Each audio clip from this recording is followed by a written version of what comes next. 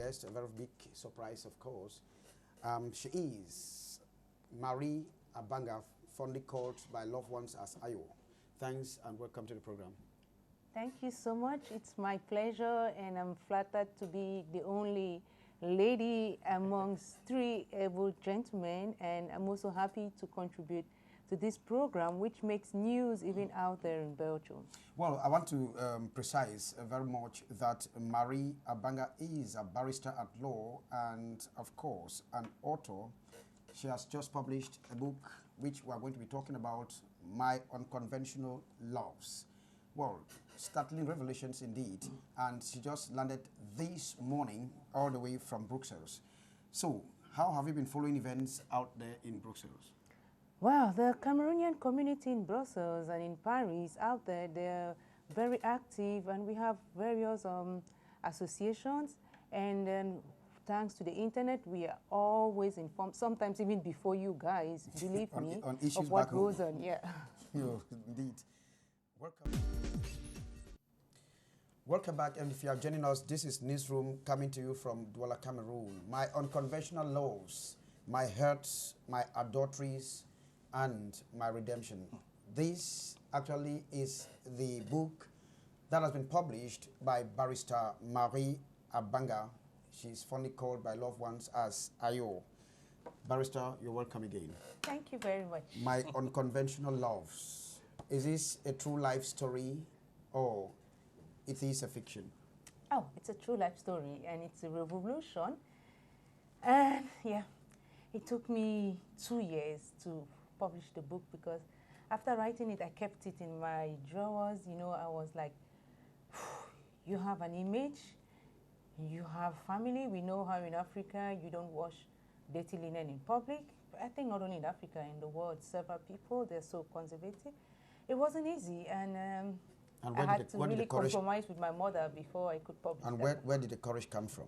Well, it came from within. You know, when you've gone through so much in your life, at one point, you heal yourself, you administer your own therapy, and each person decides how he wants to do it.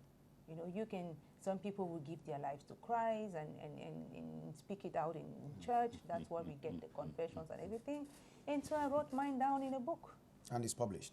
Now, what are you trying to tell the world?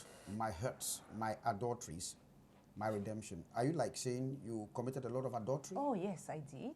Really? Yeah.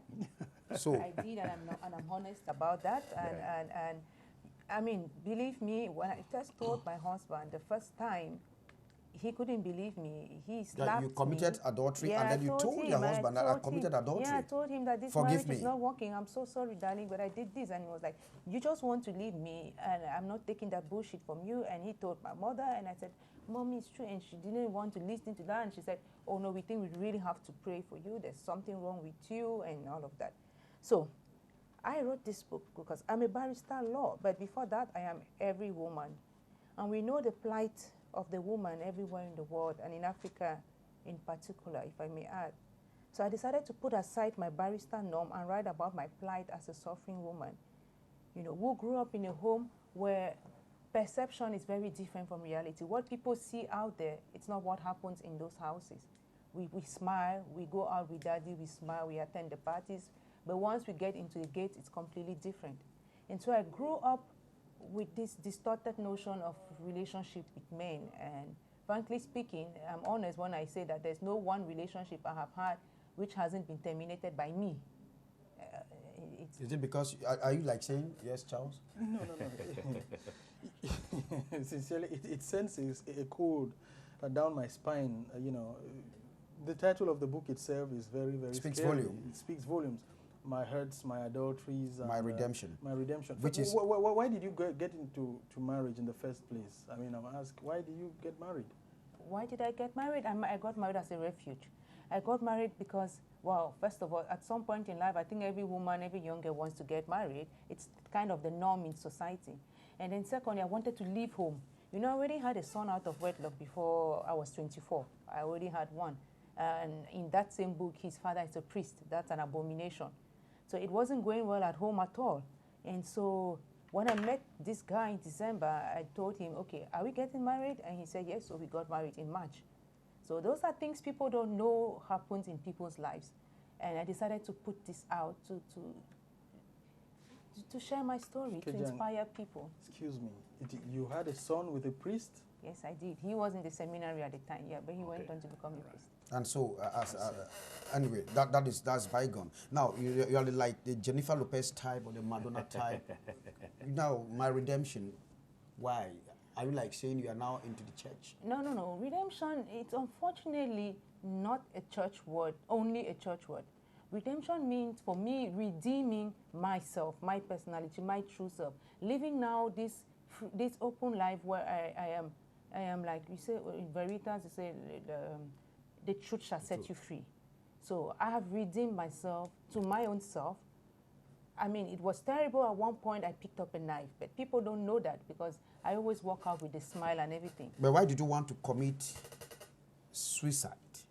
Oh, well, I was depressed. People don't also know about mental illness, but people do suffer from mental illness. And it's not because people don't pick things on the streets that you should think that they don't go through very difficult times. We just keep things up under the sheets. We pray and we do all of that. But people really do go through terrible moments in their lives. Before Mr. Nkum comes in there, please, I know you are here.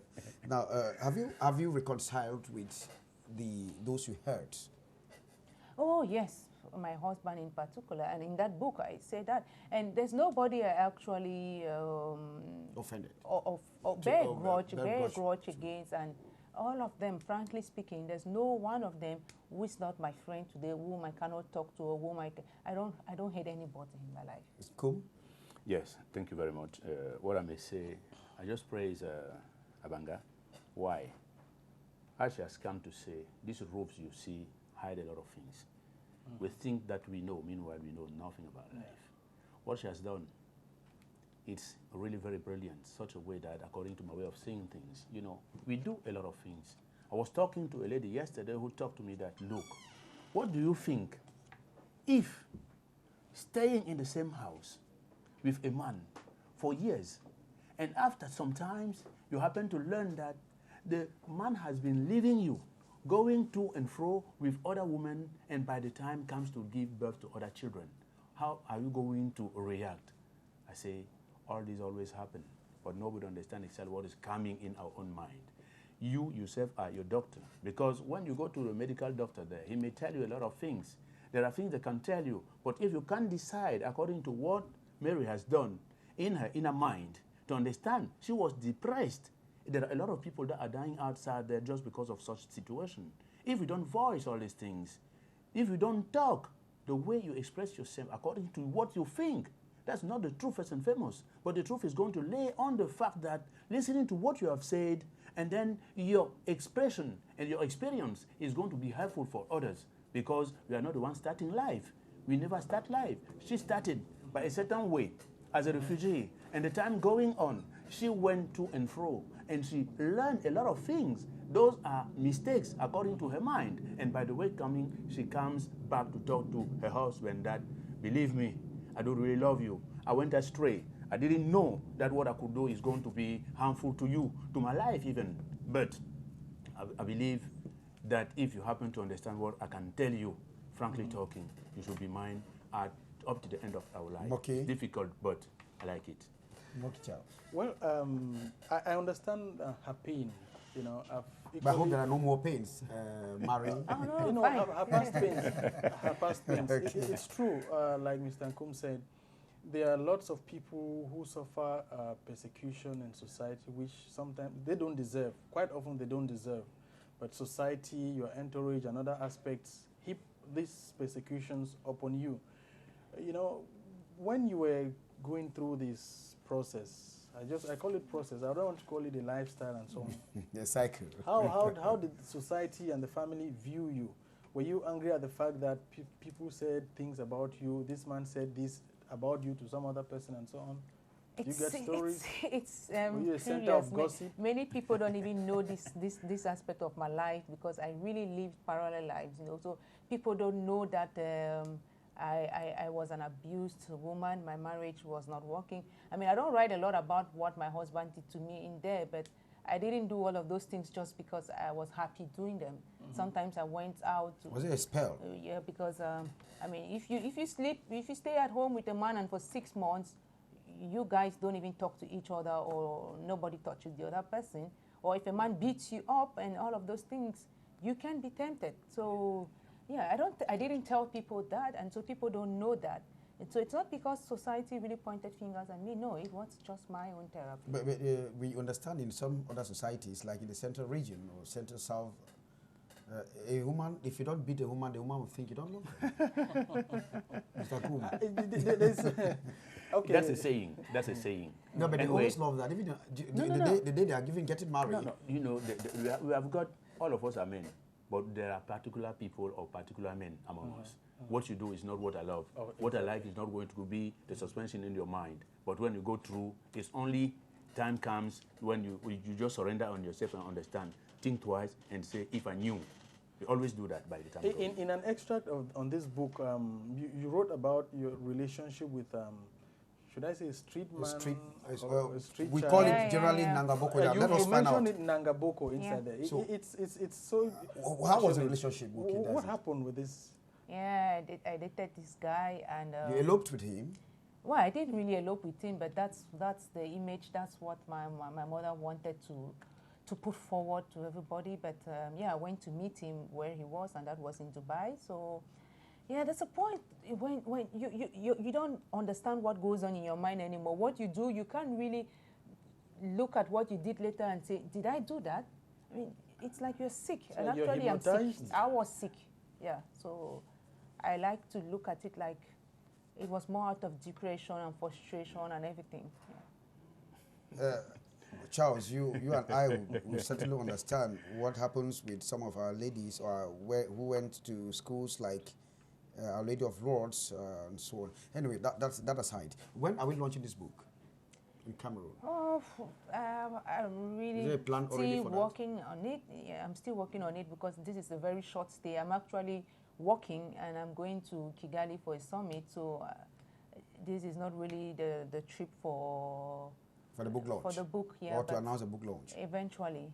But I have a few copies anyway. It's going to come out. Well, she's a feminist, Moki, yes. Have you had any issues as your husband? Is still your husband, right? Oh no, he's no more my husband. We're divorced. Ah, okay. Anyway, have you had any feedback? Has he read this book? No, he hasn't, but we've talked about it.